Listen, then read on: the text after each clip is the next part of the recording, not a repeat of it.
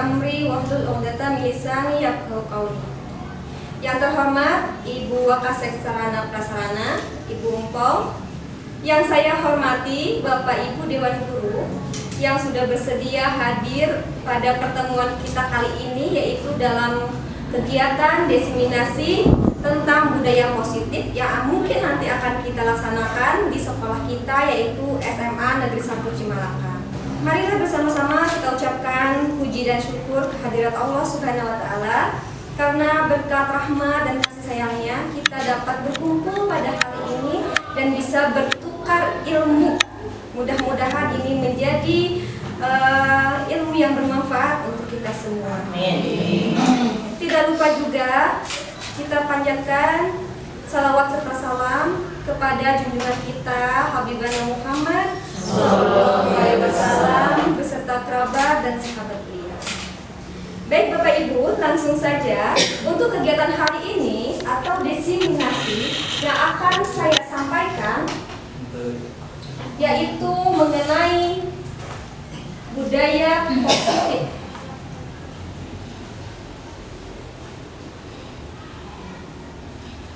Tentang budaya positif yang nanti kita akan coba implementasikan di sekolah kita, yaitu SMA Negeri 1 Cimalaka yang kita cintai. Perkenalkan, walaupun mungkin sudah kenal ya Bapak Ibu, saya Wenti sebagai calon guru penggerak angkatan 11 yang nanti akan menyampaikan materi tentang budaya positif ini. Ya, tapi sebelum itu, supaya kita lebih rileks karena ini waktunya sudah menjelang sore, mungkin Bapak Ibu tadi sudah selesai dimasuk di kelas, sudah mengajar dari pagi sampai sore, maka coba kita merilekskan dulu pikiran kita, menenangkan dulu. Bapak Ibu bisa dibaca di depan. Di sini mari kita bersama-sama untuk menarik napas yang dalam. Setelah kita tarik napas yang dalam, coba kita tersenyum selama 30 menit. Bukan tertawa ya Bapak Ibu, tapi tersenyum. Tersenyum selama 30 detik, 4 menit, maaf. Kenapa kita harus tersenyum? Karena dengan tersenyum di sini diharapkan hormon kesenangan, hormon endorfin kita bisa muncul dan hati kita menjadi lebih tenang, lebih bahagia dan lebih rileks lagi. Sudah Bapak Ibu, bagaimana perasaannya sekarang? Baik, alhamdulillah. Oke, kita lanjut. Nah, sebelum saya mulai, di sini mari kita buat dulu kesepakatan forum untuk diseminasinya. Yang pertama, kita saling menghormati apabila nanti ada perbedaan di antara rekan-rekan maupun antara saya dengan rekan-rekan. Diharapkan juga kita bisa saling berperan aktif. Selanjutnya kita bisa membuka diri. Mungkin nanti ada pengetahuan-pengetahuan baru yang kita peroleh. Jadi kita bisa membuka diri dengan selebar-lebarnya. Kita bisa jadikan itu sebagai bahan referensi kita dan perbaikan diri kita. Dan yang terakhir, konsisten dengan waktu. Mudah-mudahan nanti kurang lebih selama 1 jam sampai dengan 2 jam kita bisa menyelesaikan diseminasi ini. Nah Bapak Ibu, karena judulnya tentang budaya positif, jadi kita harus itu budaya positif. Berarti kan ada 2 kata di sini, budaya dan positif. Apabila kita berbicara budaya, kita pasti ingat budaya itu adalah kebiasaan-kebiasaan yang sering dilakukan atau terus-menerus kita lakukan secara berulang-ulang. Nah, kalau positif berarti itu nilai-nilai kebaikan, ya, bukan nilai-nilai keburukan. Berarti kalau kita artikan budaya positif di sekolah itu merupakan suatu nilai atau keyakinan dan kebiasaan di sekolah yang pastinya berpihak pada murid. Agar apa? Agar murid dapat berkembang menjadi pribadi yang kritis, penuh hormat, dan pastinya bertanggung jawab. Selanjutnya, nah Bapak Ibu, untuk dapat menerapkan budaya positif itu, kita terlebih dahulu harus paham akan konsep-konsep yang nanti diterapkan di sekolah kita. Di sini ada 6 konsep yang akan kita terapkan dan akan kita pelajari terlebih dahulu. Yang pertama itu disiplin positif dan nilai-nilai universal. Yang kedua, motivasi perilaku manusia. Yang ketiga, kebutuhan dasar manusia. Yang keempat, keyakinan kelas. Yang kelima, posisi kontrol restitusi. Dan yang keenam, segitiga restitusi. Ya, jadi yang akan kita bahas hari ini adalah ke-6 konsep ini ya. Yang pertama, sekarang kita masuk ke disiplin positif dan nilai-nilai universal. Oke. Nah, Bapak Ibu, kalau kita mendengar kata disiplin, kira-kira apa yang terbayangkan oleh kita? Datang tepat waktu,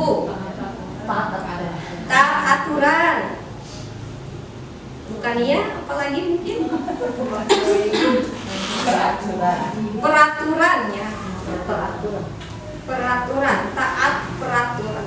Nah, kalau seperti itu, kira-kira ketika kita mendengar kata disiplin, anak yang harus kita minta untuk berperilaku disiplin, apakah mereka, kalau kita memposisikan diri sebagai siswa, apakah kita akan terpaksa atau tidak? Ada yang terpaksa, ada yang tidak. Tetapi kalau kita lihat, sebagian besar terpaksa. Baik, kita lanjut. Kalau kita terbayang disiplin, pasti ada tata tertib, peraturan, hukuman ya. Yang pasti kita ingat ada hukuman biasanya. Contoh, kalau pagi-pagi kita masuk jam 7, banyak anak yang terlambat, maka kita akan memberikan sanksi, hukuman, teguran, disuruh sholat duha. Kalau zaman dulu disuruh lari. Itu merupakan bagian dari hukuman yang tujuannya untuk mendisiplinkan. Nah, tetapi Bapak Ibu, apakah hal itu benar? Nah, kita lihat di sini. Menurut kebanyakan orang, mungkin menurut Bapak Ibu, rekan-rekan, mungkin juga menurut saya, kata disiplin itu dimaknai menjadi suatu yang dilakukan seseorang pada orang lain untuk mendapatkan kepatuhan. Betul tidak Bapak Ibu? Ya. Kita ingin anak kita patuh dengan kita. Ketika kita meminta sesuatu, anak menuruti, mengikuti, kan? Nah, kita cenderung menghubungkan kata disiplin dengan ketidaknyamanan. Jadi, ketika kita meminta anak disiplin, kita menghukum anak yang dirasakan itu bukan rasa yang nyaman, tetapi pasti ada rasa yang tidak nyaman. Terkadang bukan anak saja, kita pun pasti setelah melakukan hal tersebut ingat nih, aduh, kelewatan nggak sih, kan? Kadang seperti itu. Nah, seharusnya bagaimana? Seharusnya suatu disiplin itu merupakan suatu cara yang mengajarkan anak bertanggung jawab dan menumbuhkan kesadaran diri berdasarkan nilai-nilai kebajikan. Jadi kahoyong nama harusnya anak itu disiplinnya bukan karena terpaksa dari orang lain, tapi ada kesadaran dari diri sendiri, dari dalam diri. Nah, selain itu, dengan mereka disiplin, mereka otomatis sudah menerapkan nilai-nilai kebajikan universal. Untuk itu kita sebelum ke anak-anak, kita harus tahu dulu apa nih nilai-nilai kebajikan tersebut.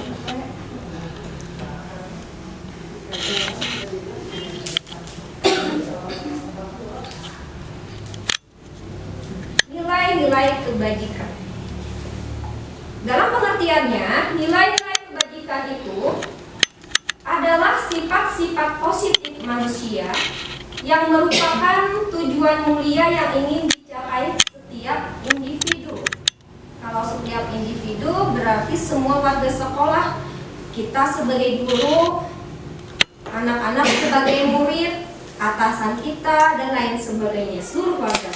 Nah, menurut Dian, mengemukakan bahwa dengan mengaitkan nilai-nilai kebijakan yang diyakini seseorang, maka motivasi intrinsik akan terbangun sehingga menggerakkan motivasi dari dalam untuk dapat mencapai tujuan mulia yang diinginkan. Nah, kira-kira Bapak Ibu, saya yakin kita sudah mengetahui dan sering mengamalkan nilai-nilai universal. Nah, saya mau bertanya ke Bapak Ibu, coba saya minta tolong sebutkan satu saja nilai-nilai kebajikan. Menolong temannya yang misalnya nggak bawa makanan atau apa. Oke, menolong teman. Jadi mengasih teman yang Ya. tidak membawa makanan, memberi ya. Iya. Ya. Berarti nilai kebajikannya adalah saling tolong menolong. Ada lagi?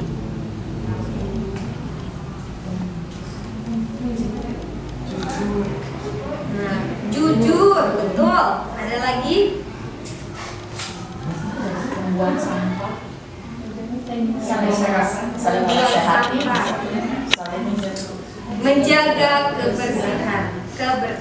Oke, integritas, rasa hormat, belas kasih, percaya diri, tadi ada kejujuran, baik hati, percaya, toleransi, bersyukur, rendah hati, gotong royong, dan lain sebagainya. Nah, dari contoh nilai-nilai kebajikan ini sebetulnya sudah sering kita lakukan, ya. Nah, inilah yang ingin diterapkan, bisa dimiliki oleh murid-murid kita, tetapi bukan karena dorongan dari luar, tetapi kesadaran dari dalam diri murid. Oke, saya lanjutkan. Bapak Ibu, di sini ada pernyataan, apakah setuju atau tidak setuju, nanti bisa bantu dijawab oleh Bapak Ibu. Ada 3 nomor. Yang pertama, hukuman di sekolah dapat mendisiplinkan anak. Yang setuju boleh angkat tangannya.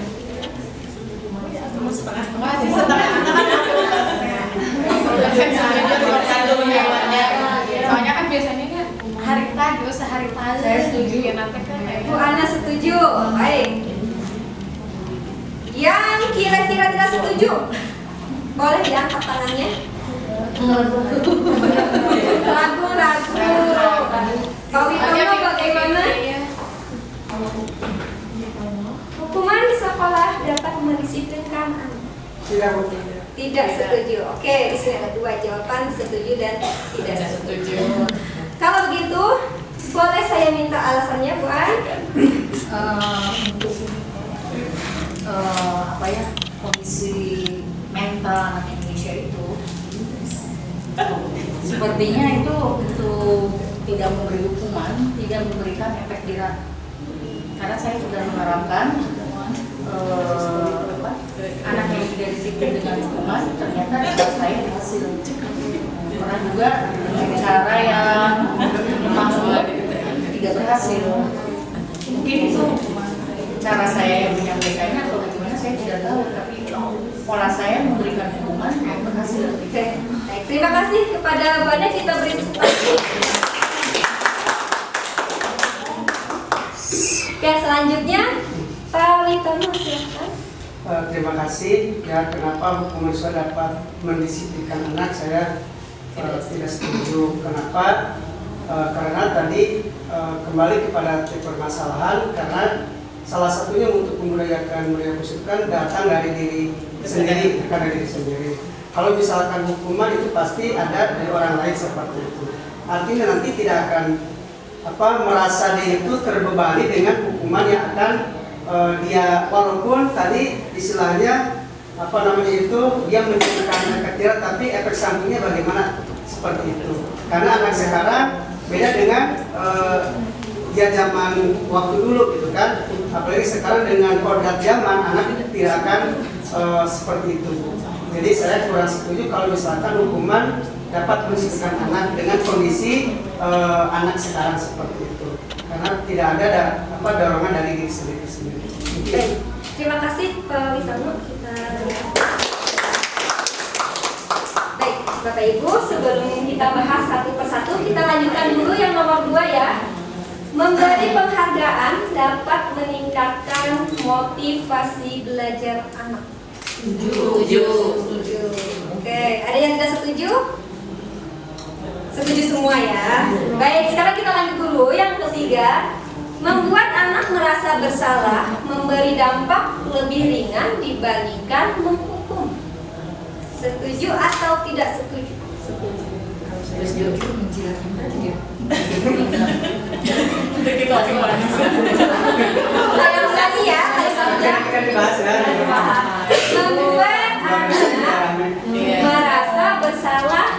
membuat anak merasa bersalah memberi dampak lebih ringan dibandingkan menghukum.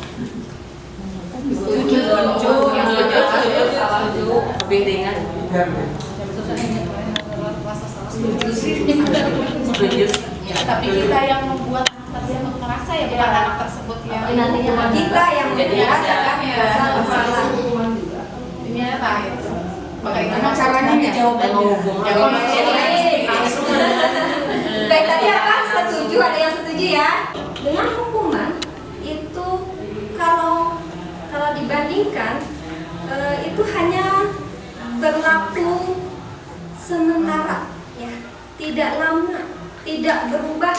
Jadi anaknya jangan tersadar, bisa wae berulang lagi. Jadi jangka waktunya tidak panjang.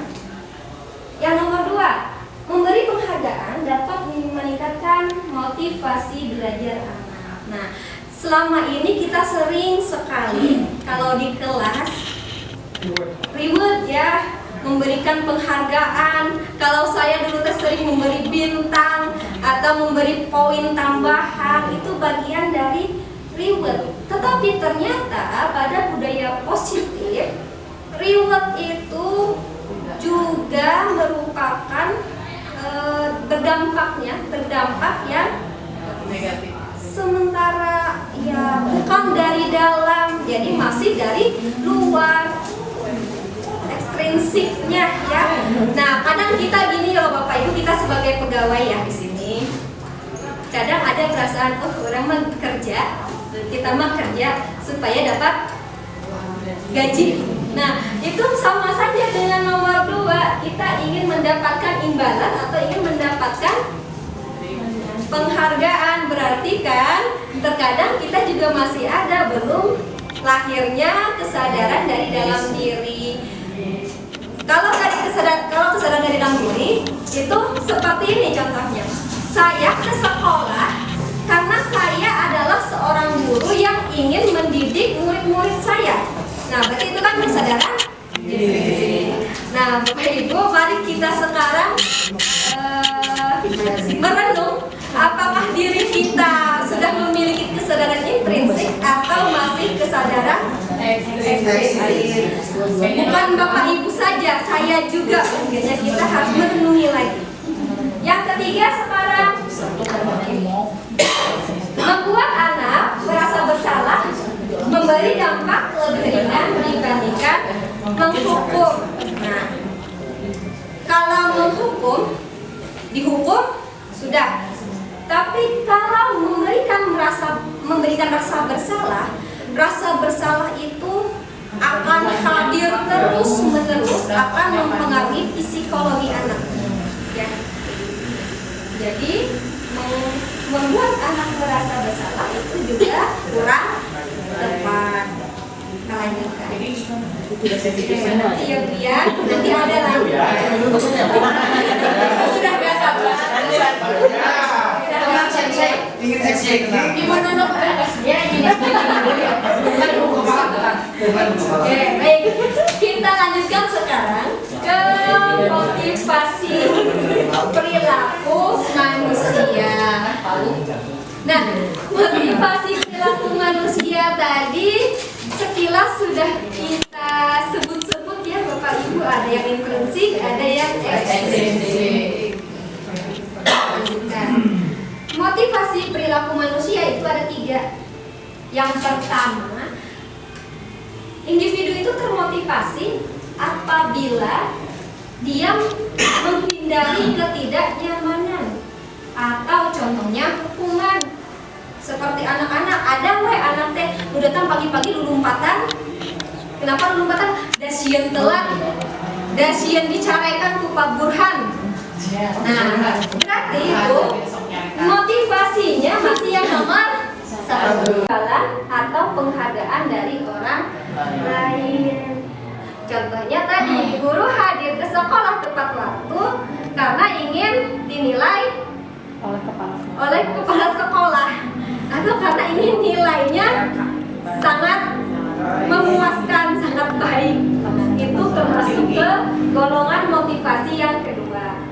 Sedangkan motivasi yang ketiga yaitu untuk menjadi orang yang mereka inginkan dan menghargai diri sendiri dengan nilai-nilai yang mereka percayai. Jadi anaknya memang sudah sadar, oh da abi mah datang pagi teh emang pengen belajar ke sekolah, di pagi kan masuknya kan. Jadi udah ada sadar sendiri, bukan karena takut, bukan karena ingin pujian dari gurunya. Itu adalah motivasi yang ketiga. Kasus akan saya bacakan. Ibu Anas, guru kelas 2 SD. Dia mendapatkan masalah. Murid-muridnya tidak bisa tertib berdiri antri di depan pintu kelas dan selalu berebut masuk ke dalam kelas setelah jam istirahat usai. Ini tentunya sangat mengganggu proses pembelajaran, di mana kelas tidak dapat mulai tepat waktu karena Ibu Anas sibuk menenangkan murid-murid untuk waktu yang cukup lama. Akhirnya, Bu Anas berpikir cepat dan mengandalkan stiker bintang. Nah, setiap murid akan masuk kelas usai jam istirahat, Bu Anas akan mengiming-imingi muridnya dengan stiker bintang tersebut.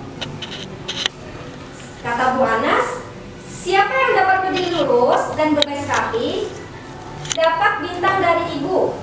Nah, dengan hal tersebut, sebagian besar murid-murid menyambut tantangan tersebut dan langsung berdiri rapi di depan pintu agar mendapat stiker bintang.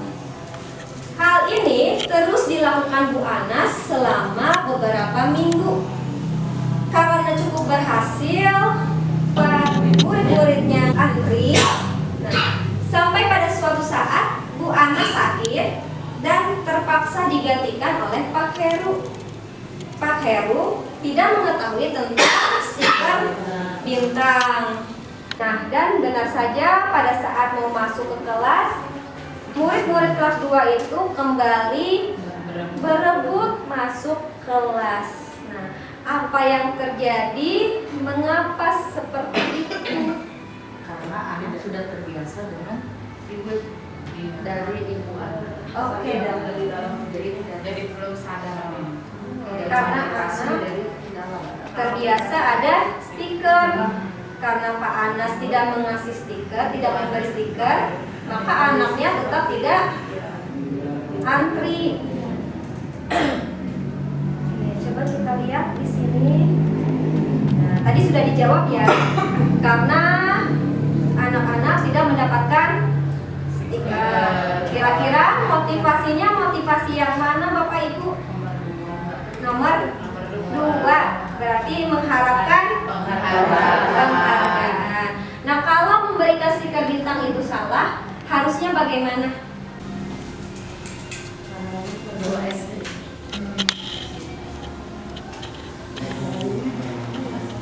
Kira-kira kedah kumaha?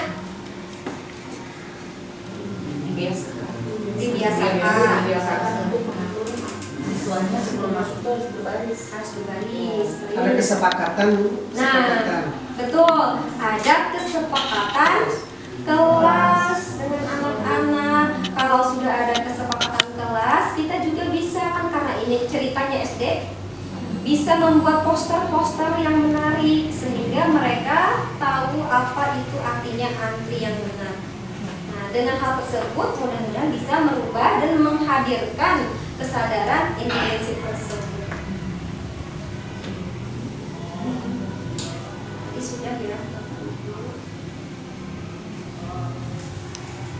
Nah, sekarang coba kita renungkan sebagai seorang guru. Saat ini Anda hadir mengajar di kelas tepat waktu. Kira-kira motivasi apakah yang mendasari tindakan tersebut? Memberi contoh Pak Bitono apa keteladanan. Keteladanan. Pak Agung? Contoh dulu. Memberi contoh. Yang mendasari kita dulu. Oke. Jawab. Pak Burhan? Motivasinya untuk menjadi suri tauladan. Menjadi tauladan. Motivasinya banyak materi yang harus segera disampaikan pada Karena tanggung jawab sebagai seorang guru. tanggung jawab.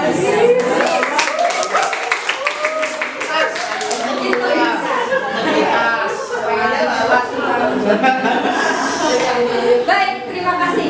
Dari jawaban Bapak Ibu tadi, kalau saya tangkap berarti Bapak Ibu sudah memiliki motivasi intrinsik ya, karena ingin menjadi tauladan, memberikan contoh baik karena merasa bertanggung jawab terhadap anak didiknya. Oke, mudah-mudahan itu tetap kita pertahankan ya. Semangat kakak. Tepuk semangat.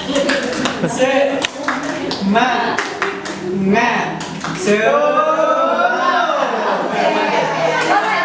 Boleh nanti kita tolong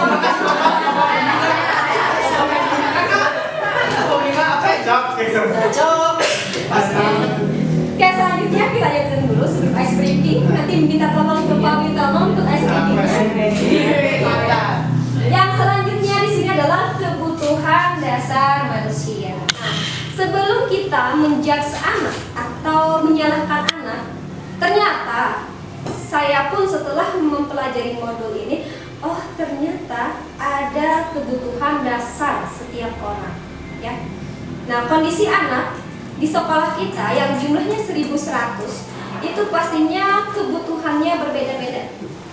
Ada anak yang sudah mendapatkan kasih sayang di rumahnya, sudah cukup, maka dia akan fokus ke sekolah itu hanya untuk belajar. Tetapi berbeda dengan anak yang di rumahnya tidak mendapatkan kasih sayang. Dia ke sekolah bukan untuk belajar, tapi untuk mencari kasih sayang tersebut. Maka di sini kita sebagai guru harus mengetahui apa kebutuhan dasar yang dimiliki oleh murid kita. Nah, Bapak Ibu, di sini ada pernyataan. Ketika seorang murid melakukan suatu perbuatan yang bertentangan dengan nilai-nilai kebajikan atau melanggar peraturan, hal itu sebenarnya dikarenakan mereka gagal memenuhi kebutuhan dasar mereka. Berarti mereka ada kebutuhan yang kurang yang harus terpenuhi di lingkungan sekolah karena di rumahnya tidak terpenuhi. Contoh, di sini kita contohkan nanti ada buku. Apa saja kebutuhan dasar tersebut? Bisa dilihat. Yang pertama, kebutuhan bertahan hidup. Ada loh anak kita yang memiliki kebutuhan bertahan hidup. Yang sampai dia rela memanjat untuk keluar mendapatkan makanan. Kita juga sekarang bertahan hidup ya. Iya.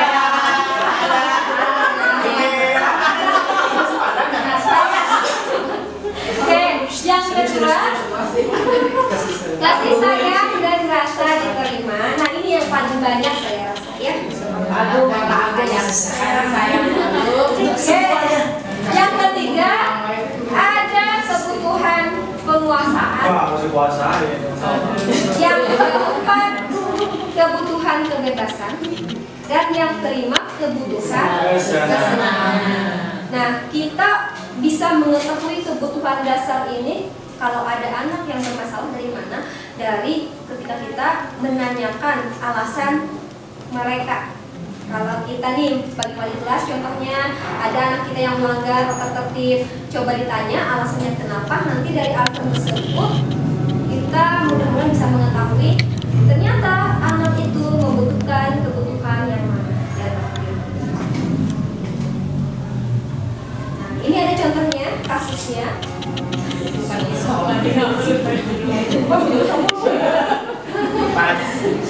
Ibu Zulaiha, guru wali kelas 10. Siapa wali kelas 10 di sini ya harus dan akan muridnya kelas Aslinya dia ayah salah satu. sedang bingung pula salah satu murid di kelasnya. Namanya Yuda. Beberapa anak telah menemukan Yuda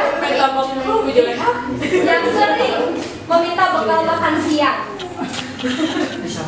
dan memintanya dengan paksa.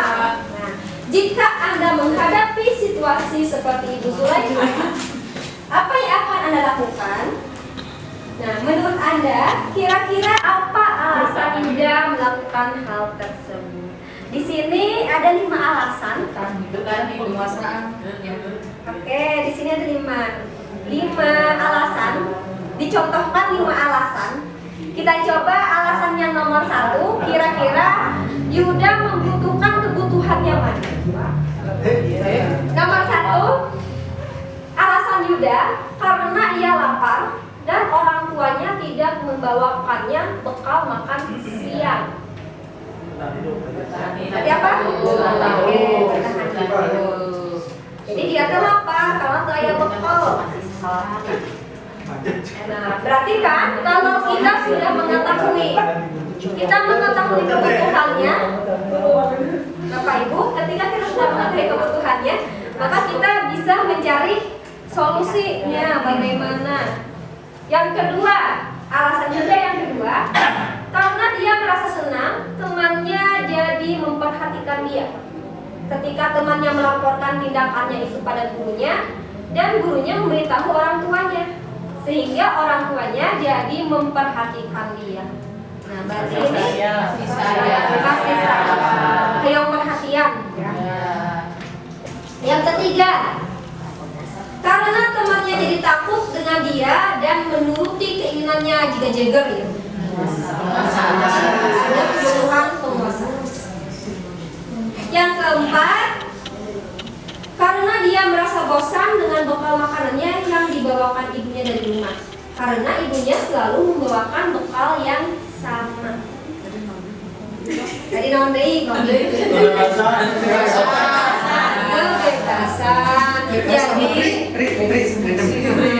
Jadi udah teh hoyong kumaha dia we bekal teh. Hai mamahnya masih endog wae, endog wae. Kayak meninggal we. Bebas memilih. Yang selanjutnya yang terakhir, karena ia melakukannya karena iseng saja dan ia menikmati ekspresi wajah teman-temannya yang kesal. Kalau kita sudah mengetahui ini, untuk solusinya kita bisa mengarahkan Yuda tersebut, ya. Seperti misalnya, nih, dia ingin menguasai penguasaan, dia puas karena ada temannya takut. Bisa kita arahkan dia untuk ikut ekskul, misalnya supaya nanti ketika dia bertanding, berlomba, ada rasa puas yang didapatkan. Nah, bisa bela diri. Semakin kuat semakin kuat. Ya. Oke.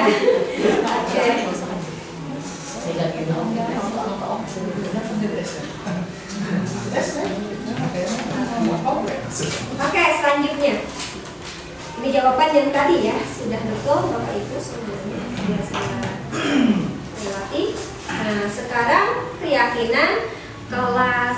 Kita sering membuat keyakinan kelas ya Bapak Ibu, karena sekarang kan kita sudah masuk kurikulum merdeka.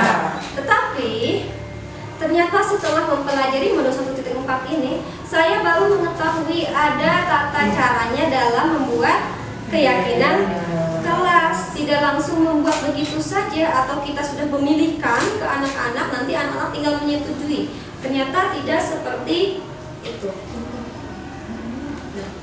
Adapun keyakinan kelas, di sini guru berperan dalam mewujudkan terbentuknya keyakinan sekolah atau kelas dengan adanya kesepakatan antara guru dan murid. Jadi kesepakatannya dari dua belah pihak. Yang kedua, keyakinan sekolah atau kelas berupa pernyataan universal yang mudah diingat dan dipahami dan harus diterapkan di lingkungan sekolah. Jadi kesepakatan kelas itu kedah banyak-banyak nih, kedah seueur Bapak Ibu. Maksimal misalkan 7 atau minimal yang 3, tapi mudah diingat, mudah dilakukan. Nah, di sini selanjutnya untuk membantu keyakinan kelas ada beberapa hal yang harus kita perhatikan. Yang pertama, keyakinan kelas bersifat lebih abstrak daripada peraturan, yang lebih biasanya rinci dan konkret. Contoh, tidak boleh membuang sampah sembarangan. Nah, itu keyakinan atau peraturan? Peraturan. Jadi kalau untuk keyakinan menggunakan kata-kata yang positif. Oke, nomor 2. Keyakinan kelas berupa pernyataan universal. Pernyataan universal tadi yang sudah kita bahas di awal, ada disiplin, jujur, bertanggung jawab, ya, dan lain sebagainya. Yang ketiga, pernyataan keyakinan kelas senantiasa dibuat dalam bentuk positif. Jadi kalau ada kesepakatan dengan anak, hasilnya katanya ada kata negatif, kita bisa rubah bersama-sama ke kata yang lebih positif. Yang kelima, keyakinan kelas sebaiknya merupakan sesuatu yang dapat diterapkan di lingkungan sekolah. Yang keenam, semua wadah kelas hendaknya ikut berkontribusi dalam pembuatan keyakinan kelas lewat kegiatan curah pendapat. Dan yang ketujuh, bersedia meninjau kembali keyakinan kelas dari waktu ke waktu. Nah, jadi Bapak Ibu, ketika kita nanti di kelas ingin membuat kesepakatan kelas, yang pertama kita lakukan, kita akan mengadakan sebuah diskusi dengan siswa kita, menanyakan kira-kira kesepakatan apa yang ingin kita sepakati bersama. Hasil rembukan, hasil diskusi itu kita tulis, kita bahas satu-satu, kita tampilkan. Dan apabila ada katanya, kalimatnya merupakan kalimat negatif, maka harus kita rubah dulu menjadi kalimat positif. Setelah itu, karena mungkin ada 36 nih, kalau biasa makan 36, ada 36 pendapat, tidak mungkin semuanya akan kita terapkan menjadi keyakinan kelas. Makanya nanti akan kita kelompokkan. Setelah kita rubah kalimatnya ke kalimat positif, kita kelompokkan. Setelah itu kita rubah dari yang tadinya mungkin itu berupa peraturan, kita rubah menjadi keyakinan menggunakan kata-kata universal tadi. Mungkin nanti satu kelompok, oh ini maksudnya disiplin. Nah, berarti disiplin keyakinannya. Ada lagi yang bertanggung jawab, berarti nanti masuk bertanggung jawab. Hasilnya kalau sudah terkelompokkan tidak akan banyak, ya, karena sudah menjadi satu kesatuan. Nah, Bapak Ibu di depan, di sini ada peraturan, di sebelahnya masih kosong, ada nilai kebajikan yang dituju. Coba kita lihat ya, kalau misalkan anak-anak kita ada menyebutkan, Bu, kesepakatannya mengembalikan barang pada tempatnya. Nah, kira-kira nilai kebajikannya atau nilai universalnya yang mana? Tanggung jawab. Tanggung jawab. Yang kedua, dilarang mengganggu orang lain. Menghormati, menghargai. Yang ketiga, hadir di sekolah 15 menit sebelum pembelajaran dimulai. Komitmen, disiplin. Yang nomor 4, dilarang melakukan kekerasan. Belas kasih. Ya, selanjutnya, dilarang menggunakan narkoba. Berarti menjaga kesehatan. Yang terakhir, bergantian atau menunggu giliran. Budaya. Nah, kesabaran juga. Oke, kita cek ya Bapak Ibu. Oke, nah betul ya tadi sudah sesuai. Ada bertanggung jawab, menghormati, komitmen atau disiplin, saling menghormati, kesehatan, menghormati bisa, berempati juga bisa. Nah itu dari peraturan berubah menjadi keyakinan kelas, kebajikan ya, nilai kebajikan yang ingin kita peroleh atau dimiliki oleh murid-murid kita. Kita lanjutkan, tapi mungkin sebelum ini supaya tidak mengantuk ya Bapak Ibu, sepertinya sudah mulai lelah. Minta tolong kawin kita bersama-sama untuk yang tadi tepuk satu. Ya tepuk dulu ya. Ya. Tepuk satu berarti tepuk satu, tepuk dua, tepuk tiga, kaluhur, tepuk tiga, lagi ya. Semangat atau semangat? Ya, tepuk satu, tepuk dua, tepuk tiga, tepuk empat. Nah, tepuk empat, tepuk lima, dua kali tepuk lima.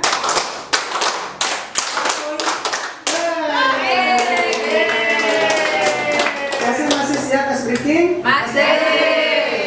Kalau kau senang hati tepuk tangan. Kalau kau senang hati tepuk tangan. Kalau kau senang hati dan memangnya begitu. Kalau kau senang hati tepuk tangan. Kalau kau senang hati petik jari. Gak bunyi ya, gak bunyi. Kalau kau senang hati petik jari. Gak bunyi. Kalau kau senang hati petik jari. Gak bunyi. Kalau kau senang hati dan memangnya begitu. Kalau kau senang hati petik jari. Gak bunyi. Kalau kau senang hati tepuk paha sakit.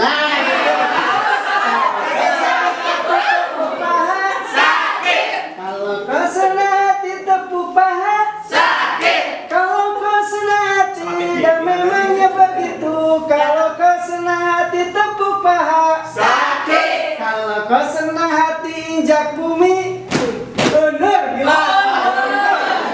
Lagi ya. Kau senang hati injak bumi. Bener. Kalau kau senang hati injak bumi. Bener. Kalau kau senang hati dan memangnya begitu. Kalau kau senang hati injak bumi. Bener. Kalau kau senang hati bilang amin. Amin. Kalau kau senang hati bilang amin. Amin. Kalau kau senang hati dan memangnya begitu. Kalau kau senang hati bilang amin. Amin. Kalau kau senang hati semuanya. Prok gak bunyi sakit. Amin. Siap. Kita tepuk tangan aja. Oke, terima kasih Pak Misono. Oh, suka sekali.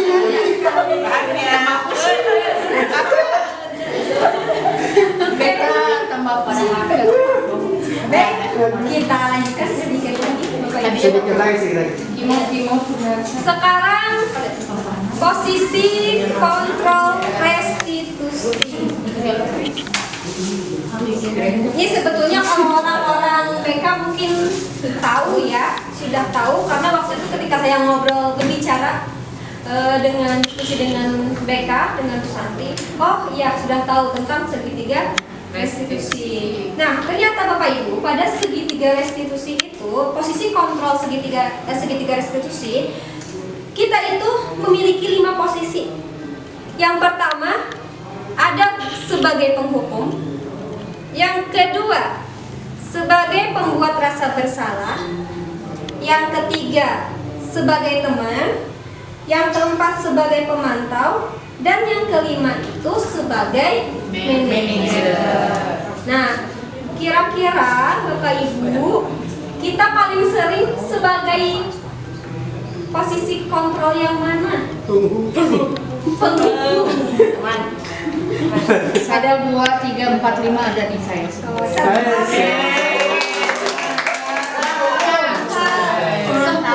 Sempurna. Oke, nah selanjutnya di sini ya Bapak Ibu,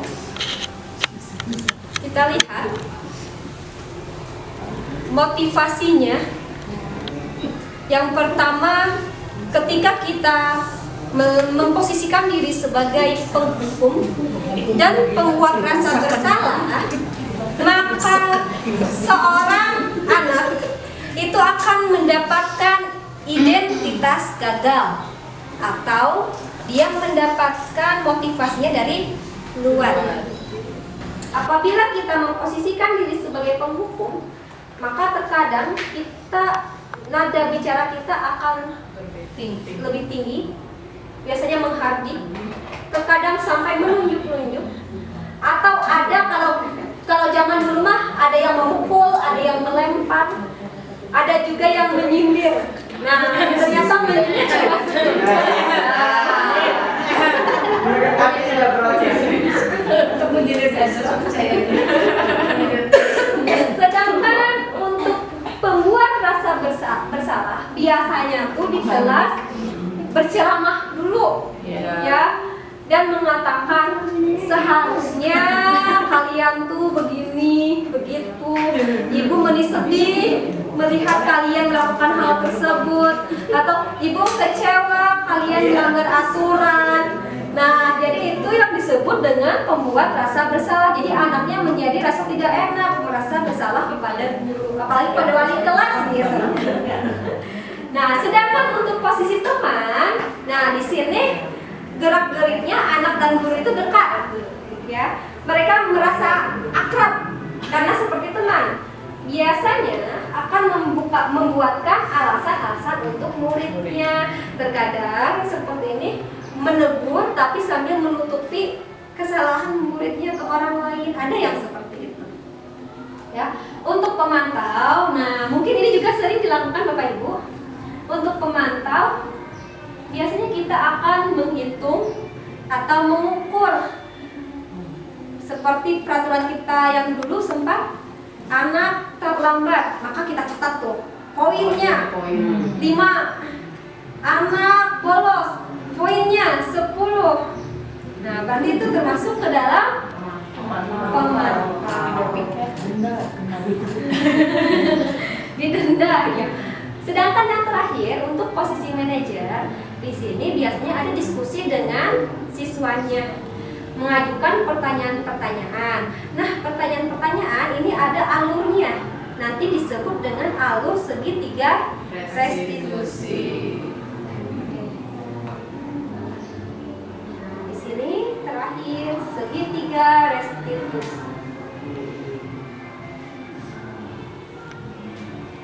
Nah, Bapak Ibu, kita perhatikan ini segitiga restitusi. Suatu kebutuhan tertentu. Nah, ini kembali lagi ke 5 kebutuhan dasar tadi. Sehingga guru atau orang tua akan bergeser dari memikirkan stimulus respon menjadi proaktif, serta akan lebih mengenali dan mengakui kebutuhan murid atau anak. Pertanyaan yang dapat kita ajukan. Yang pertama, kamu bisa saja bertindak lebih gegabah lagi hari ini. Yang kedua, kamu bukan melakukannya tanpa suatu alasan tertentu. Nah, nanti anak akan berbicara di sini, akan menceritakan alasannya apa. Yang ketiga, kamu melakukannya karena mempertahankan sesuatu yang penting bagimu. Yang keempat, Mungkin kamu bisa mempelajari suatu perilaku baru yang lebih efektif. Bersediakah kamu mempelajarinya? Nah, ada pun yang terakhir, menanyakan keyakinan kelas atau keyakinan sekolah. Menanyakan keyakinan dilakukan dengan memberi pertanyaan-pertanyaan bermakna kepada murid atau anak untuk memunculkan motivasi secara intrinsik sehingga mampu mengaitkan keyakinannya dengan tindakan yang salah. Pertanyaan yang dapat kita ajukan, yang pertama, sebagai keluarga atau sebagai kelas, apa yang kita yakini? Yang kedua, nilai-nilai apa yang telah kita sepakati? Yang ketiga, seperti apa gambaran sebuah kelas yang ideal bagi kamu? Dan yang keempat, kamu ingin menjadi orang seperti apa? Oke, Bapak Ibu, ini merupakan contoh kasus. Kasusnya di sekolah kita sebetulnya kasus yang real terjadi, tetapi untuk videonya ini merupakan video simulasi ya. Simulasi menggunakan segitiga restitusi. Oke. Ceritanya, Novi dan Raisa merupakan siswi aktif yang tergabung dalam grup WhatsApp khusus anggota OSIS dan MPK. Pada suatu ketika, terjadi perdebatan yang membahas mengenai pemilihan ketua angkatan pada chat grup. Secara spontan, Novi menuliskan kata umpatan yang mengakibatkan Raisa tersinggung. Nah, di sini kalimatnya, Novi, tadi ibu mendapat laporan dari Bu Santi, kalian sedang bertengkar, apa itu betul? Kata Novi, iya Bu, maaf. Raisa menjawab di sini, begini Bu, kami berencana akan mengadakan pemilihan ketua angkatan. Lalu kami berdiskusi di grup WA. Tetapi dari hasil diskusi, Novi tidak setuju. Bukannya berbicara yang baik, tetapi malah nyolot dan memaki saya. Saya kan jadi tidak enak, itu kata Raisa. Dari guru, baik, terima kasih Raisa sudah menjelaskan ke ibu. Novi, apa benar yang dikatakan Raisa? Kata Novi, betul Bu, maaf. Nah, kata guru, Novi, ibu tahu kamu sekarang pasti merasa bersalah dan Raisa pun pasti marah dengan Novi. Tetapi setiap orang itu pasti pernah melakukan kesalahan, dan kesalahan bisa menjadi pelajaran berharga untuk kita. Novi dan Raisa, apakah situasi canggung seperti nyaman untuk kalian? Biasanya ibu lihat kalian akrab. Nah, kata Novi dan Raisa, tidak. Kalau begitu, coba kita ingat lagi keyakinan sekolah. Kira-kira keyakinan mana yang belum kalian tunjukkan? Kata Novi dan Raisa, menghormati dan menghargai. Karena kan mereka tadi ceritanya itu, kejadiannya itu percakapan di WA ya.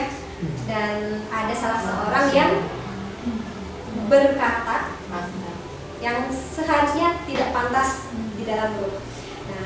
Nah, kalau begitu harusnya bagaimana? Kata Raisa, harusnya menghargai. Kata Novi, saya akan meminta maaf Bu, dan kedepannya saya akan memikirkan apapun yang saya tulis atau lakukan terlebih dahulu. Nah, kalau begitu apakah kalian dapat saling memaafkan? Tentu. Di sini adalah salah satu contoh dari penerapan segitiga restitusi. Ini ada video yang saya buat, walaupun ini adalah simulasi, dari perkataannya juga simulasi, bukan ketika kejadian, karena tidak mungkin ketika kejadian saya harus memvideo anak-anak karena ini sedikit privacy ya, karena permasalahan khusus mereka gitu. Ini kemarin uji cobanya. Kamu dan Raisa bertengkar, apa betul? Iya Bu, Bapak Ibu nanti bisa sambil diidentifikasi, diperhatikan kira-kira yang mana validasi, yang mana menanyakan keyakinan, dan yang mana struggle. Ibu, kami berencana mengadakan pemilihan ketua. Tadi Ibu mendengar laporan dari Bu Santi. Katanya Kamu dan Raisa bertengkar, apa itu betul? Iya Bu, begini Bu, kami berencana mengadakan pemilihan ketua angkatan. Lalu kami berdiskusi bukannya berbicara baik, tapi malah menolak dan memaki saya. Saya kan jadi tidak enak. Baik, terima kasih Raisa sudah menjelaskan itu. Tapi apa betul yang dikatakan Raisa? Betul Bu, Novi, ibu tahu kamu pasti sekarang merasa bersalah kepada Raisa. Dan Raisa pasti marah sekali dengan Novi. Tetapi setiap orang itu pasti pernah melakukan kesalahan. Dan kesalahan bisa menjadi pelajaran yang berharga bagi kita. Raisa dan Novi, apakah situasi seperti ini nyaman untuk kalian? Karena biasanya itu membuat kalian selalu akrab. Tidak, Bu. Kalau begitu, coba kita ingat kembali keyakinan kelas kita. Kira-kira keyakinan mana yang belum kalian lakukan? Memperbaiki dan menghargai ini. Nah, kalau begitu, harusnya kalian bagaimana?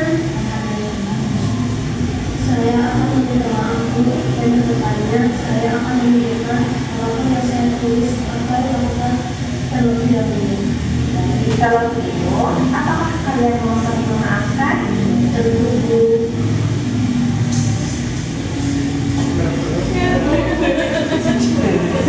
Sama-sama ya. Nah, oke, baik, itu simulasi sedikit jawabannya. Nah, tadi ketika Ibu Bapak menyimak, kira-kira adakah kalimat yang menyebutkan atau bagian alur dari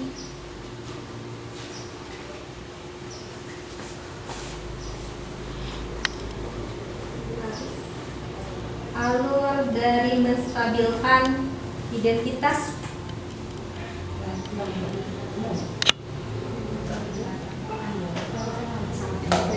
Saya tampilkan percakapannya.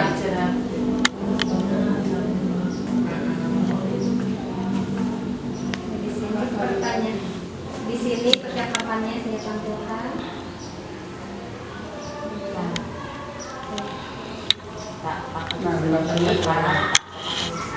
Menstabilkan dulu.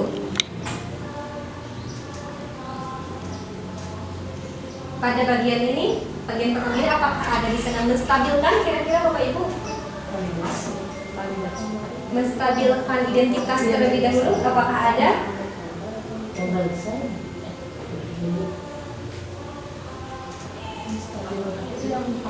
Kira-kira apakah ada di sini?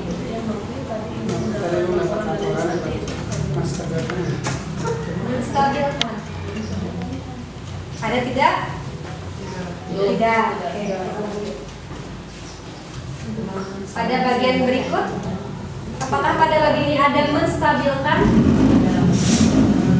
Ada? Tidak? Rudiani, kira-kira adakah kalimat untuk menstabilkan?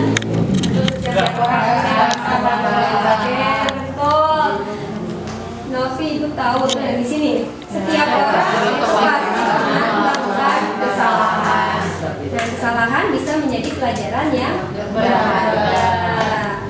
Nah, yang kedua, validasi kesalahan.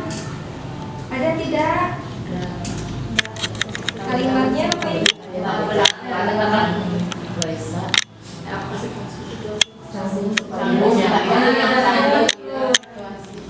Ya, betul. Novi dan Raisa, apakah situasi canggung seperti nyaman untuk kalian? Adalah validasi. Berarti kan kalau dia tidak nyaman, merasa canggung, berarti ada yang tidak benar, tidak beres di sana.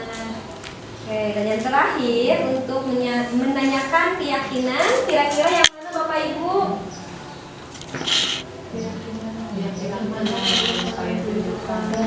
Ya, betul sekali. Kalau begitu, coba kita ingat lagi keyakinan sekolah. Kira-kira keyakinan mana yang belum kalian tunjukkan, sehingga mereka melihat, oh ternyata Abi teh tengah hargaan, tidak menghormati. Ya.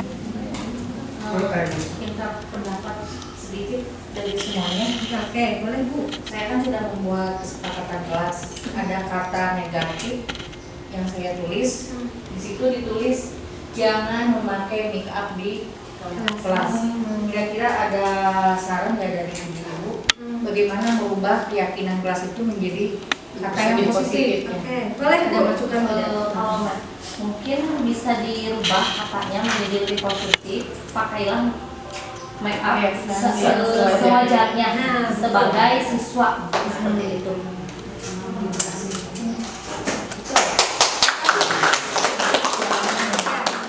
Terima kasih Pak Lurah dan Dokter. Mungkin ada lagi yang lain? Hari ini kepada Ibu Wati yang luar biasa ya, yang sungguh hebat sekali. Hari ini kita mendapatkan ilmu yang tidak terduga-duga gitu ya, karena sampai saat ini betul sekali kita sebagai seorang guru dengan belum mengetahui tentang adanya apa tadi budaya positif itu ada istilah segitiga restitusi gitu ya. Akhirnya sebelumnya betul kami sebagai guru gitu ya dalam mendidik seorang anak itu sangat tidak sesuai dengan aturan seperti ini gitu kan. Nah, alhamdulillah insya Allah dengan adanya penggambaran dari Ibu kan ya, dengan adanya budaya positif ini insya Allah kami akan sedikit untuk bisa menerapkannya dalam kehidupan kita di dunia pendidikan di SMA Negeri Satu Malaka. Terima kasih Ibu, ilmunya sangat luar biasa. Terima kasih kepada Pak Witono. Terima kasih juga untuk rekan-rekan semua, Bapak Ibu guru yang sudah bersedia menyempatkan waktunya walaupun harusnya sudah pulang dari tadi, tapi mau berkumpul di sini untuk berdiskusi bersama. Mudah-mudahan apa yang kita dapatkan hari ini bermanfaat dan bisa membangun sekolah kita menjadi sekolah yang lebih baik. Mohon maaf Bapak Ibu apabila banyak sekali kekurangan dari saya akhiri. Wassalamualaikum warahmatullahi wabarakatuh. Waalaikumsalam warahmatullahi wabarakatuh. Assalamualaikum warahmatullahi wabarakatuh. Waalaikumsalam warahmatullahi wabarakatuh. Bagaimana kabarnya hari ini? Alhamdulillah. Luar biasa, Allah Akbar. Oke. Ibu lihat tadi di daftar absen presensi kalian ternyata banyak yang sakit ya. Sudah berapa hari sakitnya? Baru sekarang hari ini. Nah, dilihat dari tadi juga di depan banyak surat sakit. Nah, ibu minta tolong kalian yang sehat jaga kesehatannya, jangan sampai nanti yang menghubungkan sehat semua. Oke, untuk hari ini sebelum kita lanjut ke pembelajaran, kita akan coba membuat keyakinan kelas ya. Nah, untuk keyakinan kelas itu berbeda dengan peraturan atau tata tertib. Kalau peraturan biasanya itu langsung ada, sudah ada dibuatin oleh sekolah, kita tinggal mengikuti. Kalau keyakinan kelas itu hasil dari kesepakatan kelas.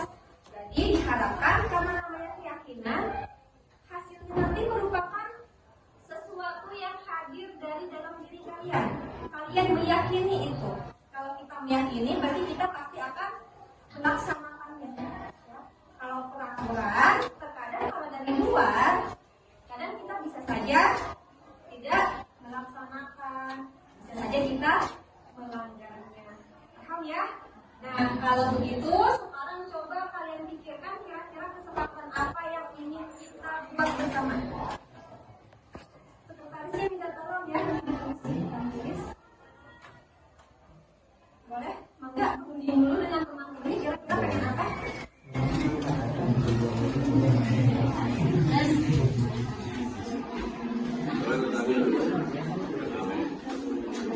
Ada yang kira-kira ingin sepakati? Nah, kita coba ya, tulisnya yang satu. Siapa dulu nih? Dari ujung dulu, dari garis dulu boleh. Pertama, tidak boleh membuang sampah di kelas. Oke, please, tidak boleh membuang sampah di kelas. Yes. Oke, dari sebelah sana ada lagi satu. Dari sebelah sini tidak berkata-kata. Oke, kita tunggu dulu. Tidak boleh membuang sampah di kelas. Sama bahasanya.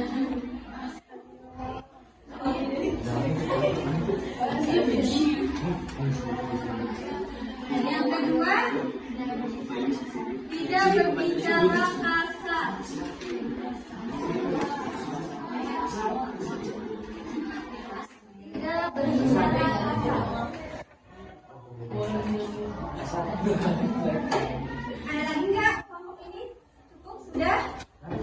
Udah sama. Udah sama ya. Selanjutnya bagian di sini. Ketika sedang menulis boleh mendengarkan musik. Boleh mendengarkan musik. Boleh dong. Yes, DJ. Boleh gembira.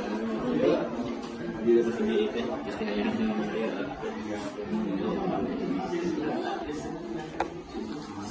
Ada lagi kamu ini? Boleh minum di kelas.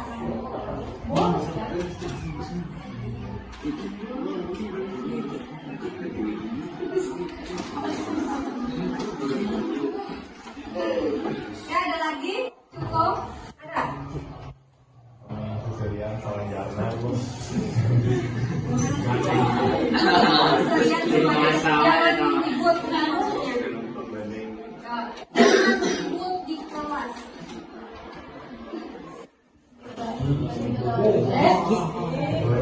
Jangan seperti itu.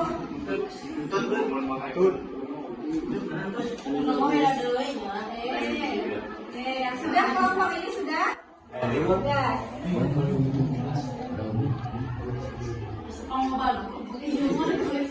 Ada lagi?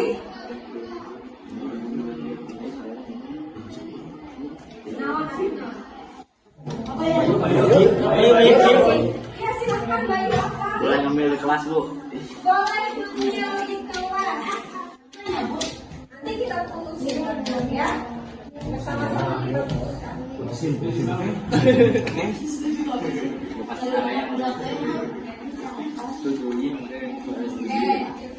Kita lanjut nih terakhir sebelah sini.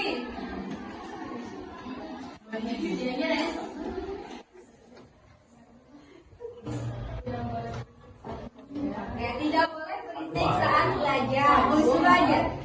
Tidak boleh berisik saat belajar.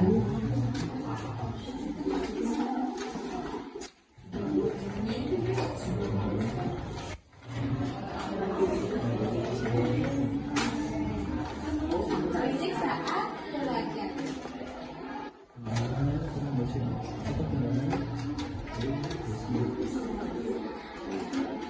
Sudah cukup? Apa lagi? So, Mau ada ice breaking? ice breaking. Terus kalau desa? Es campur. Ada lagi? Ada lagi? Ya, nanti bisa kita kelompok lagi.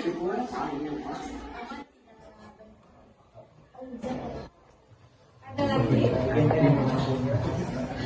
Cukup? Cukup dulu ya. Makasih ya, Neng. Nah, kita lihat satu-satu di sini. Tidak boleh membuang sampah di kelas sampai dengan akhir. Kita lihat ya kalimatnya. Yang pertama, tidak boleh membuang sampah di kelas. Itu kira-kira kalimatnya positif atau negatif? Positif. Kalau dari kalimat kata tidak itu berarti negatif. Yang namanya keyakinan itu harus positif. Berarti kita rubah dulu ke positif nih. Nanti kalau kalian mau membuat tidak boleh membuang sampah di kelas berarti seperti apa? Membuang sampah pada tempatnya.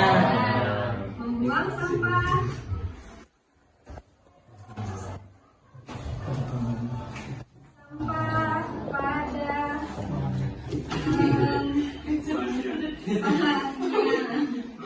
Oke, ya.